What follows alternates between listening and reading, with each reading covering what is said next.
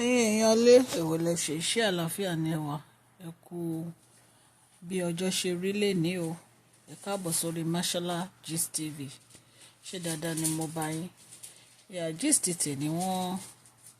kábíyèsí wọ́n bá àwọn olórí sọ̀rọ̀ wípé nǹkan tí àwọn bá ṣe fún ọmọ àwọn ní ẹ̀tọ́ láti ṣe fún o wípé gbogbo nǹkan tí àwọn ń ṣe láti fi sílẹ̀ fún Tadenikawo wípé nǹkan tó yẹ kí àwọn ṣe gẹ́gẹ́ bí bàbá àti gẹ́gẹ́ bí ọba ni àwọn ń ṣe fún ọmọ àwọn wípé àwọn ò dẹ̀ fẹ́ kí olórí kọ́kọ́ máa dá sí ọ̀rọ̀ tí ò yẹ kí wọ́n dá sí wípé nǹkan tí ò yẹ kí wọ́n tójú bọ̀ kó má tójú bọ̀ o wípé ẹ̀tọ́ àwọn ni láti ṣe gbogbo nǹkan táwọn bá fẹ́ ṣe fún ọmọ àwọn ẹ̀yin èèyàn lé ẹ káàbọ̀ sí orí ètò títì ní orúkọ mi ni Mashola Yorùbá ni mo máa ń sọ lórí channel mi kí ni ìdí tá a fi ń sọ Yorùbá a fẹ́ gbàgbé àṣà àti ìṣe wa gẹ́gẹ́ bí ọmọ Yorùbá ẹ̀yin èèyàn lé a máa ń sọ̀rọ̀ nípa politics royal gist celebrity gist àti gbogbo nǹkan tó ń ṣẹlẹ̀ ní orílẹ̀-èdè bàbá wa ní ilẹ̀ Nàìjíríà ẹ̀yin èèyàn tẹ́ bá ti subscribe ẹ lọ subscribe so that a bá ti post any gist ẹ máa rí òkè ni ọlá yín á máa lọ ọlá yín ò ní lọ ìsàlẹ̀ o ní agbára Ọlọ́run ẹ̀yin èèyàn mi kábíyèsí ṣe bẹ̀bẹ̀ o èyí ló jẹ́ kí àwọn olórí kan gbémú sókè kan bínú kan fariwo ya wípé kí ló dé kí ni ìpín títà wọn tí kábíyèsí bá yan gbogbo nǹkan tán ní tán kò fún ọmọ wọn kábíyèsí ní kò kàn wọ́n báwọn bá ṣe fẹ́ ṣe nǹkan àwọn làwọn ṣe máa ṣe ọmọ àwọn ní Tadenikawo nǹkan táwọn bá dẹ̀ pinlẹ̀ láti fi sílẹ̀ fún ọmọ àwọn fi sílẹ̀ nìyẹn wípé kí àwọn olórí kan má dá sí ọ̀rọ̀ tí yóò bá kàn wọ́n mọ́ ẹ̀yin náà mọ̀ wípé ìgbà tí Queen Naomi tán kúrò ní inú palace ìbínú ni wọ́n fi kúrò nítorí pé àwọn olórí yìí wọn ò jẹ́ kí wọ́n ní ìfọ̀kànbalẹ̀ nínú palace èní á wá tọ̀la á wá ìbí á wá lọ́túnla èmi á wá lọ́jọ́ mẹ́rin wọ́n ṣe ń wá tán náà wọnú palace bí ìgbà tó yẹ pé inú palace yẹn sinimá ni ṣùgbọ́n ìgbà tí Queen Naomi lọ kábíyèsí wọ́n bẹ̀ wọ́n pé kán padà wá Queen Naomi ò padà wá gbogbo àwọn nǹkan tó yẹ pé kábíyèsí ti plan láti ṣe fún Queen Naomi kábíyèsí ò ṣe é nítorí pé Queen Naomi bínú lọ ni ṣùgbọ́n kábíyèsí ní lẹ́mìí pé àwọn fẹ́ ṣe gbogbo àwọn kinní fún wọn ìgbà tí kábíyèsí ń pè wọ́n kán padà wá yẹn kábíyèsí fẹ́ bẹ̀rẹ̀ sí ṣe ni ṣùgbọ́n inú tó ń bí Queen Naomi ni pé kábíyèsí marry àwọn obìnrin yìí ní every other market day ni wọ́n ń fẹ́ wọn ìgbà tí kábíyèsí realize ìyàwó ti kúnnú palace àwọn ìyàwó ìdẹ́ni àwọn tó ju kábíyèsí lọ náà lọ fẹ́ mi ò ní wọ́n jù wọ́n lọ lọ́jọ́ orí o ìmíì jù wọ́n lọ lọ́jọ́ orí náà ṣùgbọ́n àwọn tó jù wọ́n lọ pẹ̀lú ká má sọ nǹkan mi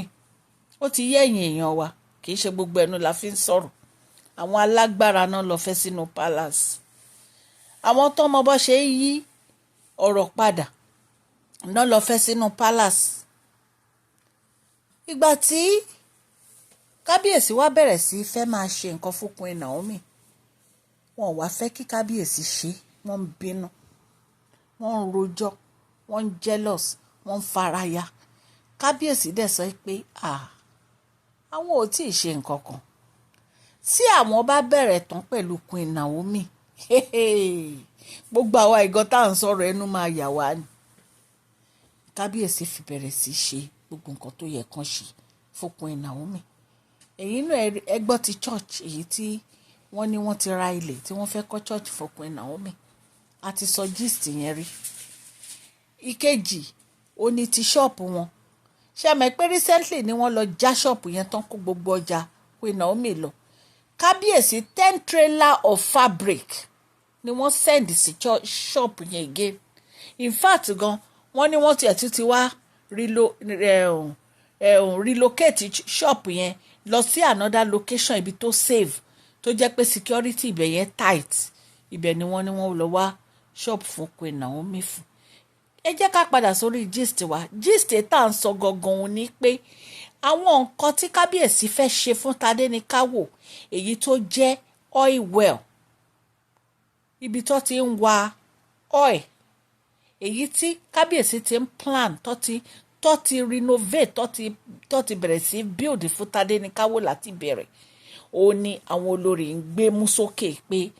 kí ló dé tó jẹ́ pé kábíyèsí fẹ́ bẹ̀rẹ̀ sí ṣe irú nǹkan báyẹn fún Tadenikawo kábíyèsí ní àwọn tí ń plan ẹ̀ tipẹ́ Tadenikawo ló ní ọ̀ìwẹ̀ yìí àwọn ò dẹ̀ lè yí ọ̀rọ̀ àwọn padà nítorí pé ààrẹ mọ̀ ní Tadenikawo gbogbo nǹkan táwọn ní plan láti ṣe fún pátápátá làwọn máa ṣe fún ìdùnnú àwọn ni láti ṣe ẹ̀tọ́ fún ọmọ àwọn nítorí ọjọ́ iwájú ẹ̀yin náà mọ̀ pé Tadenikawo nìkan lára mọ́ kábíyèsí lọ́kùnrin a gbọ́ pé kábíyèsí bí ọkùnrin mi so yàtọ̀ sí yẹn gbogbo ọdún tí kábíyèsí ò tí ì ṣe nǹkan kan gbogbo nǹkan tó ti plan láti ṣe fún Queen Naomi tí wọn ò ṣe ní ìsìn báyìí ìgbésẹ̀ tó ń gbé gbogbo ẹ̀ pátá ní kábíyèsí láwọn máa ṣe